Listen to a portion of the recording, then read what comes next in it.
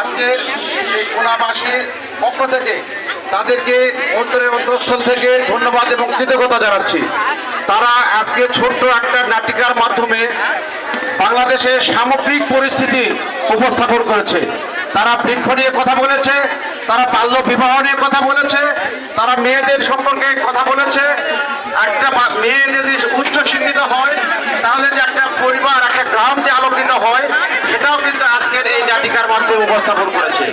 আমি ধন্যবাদ জানাই আসফকে এবং ধন্যবাদ জানাই খান ফাউন্ডেশনকে।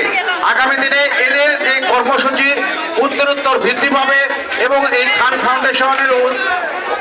ফাউন্ডেশনের পক্ষ থেকে এবং খান ফাউন্ডেশনের উদ্যোগে আগামী দিনে বদলগাছি থানার প্রত্যেকটা ইউনিয়নে এই কর্মসূচি অব্যাহত থাকবে বলে আমি আশা প্রকাশ করছি।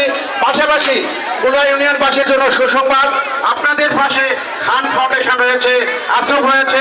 আপনারা যে কোনো সমস্যায় খান ফাউন্ডেশনের সঙ্গে যোগাযোগ করবেন এই বলে, এবং খান ফাউন্ডেশন আজকে এসে আমাদের এই প্রত্যন্ত অঞ্চলে, নওগাঁ জেলার প্রত্যন্ত অঞ্চলে খোলা হাটের মতো একটা জায়গায়, খোলা বাজারে এসে আমাদের খোলা ইউনিয়নবাসীকে সচেতন করার জন্য যে সময় দিয়েছে, আমি খোলা ইউনিয়নবাসীর পক্ষ থেকে তাদের প্রতি কৃতজ্ঞতা এবং ধন্যবাদ জানিয়ে আমি আজকের এই অনুষ্ঠানের এখানে সমাপ্তি ঘোষণা করছি।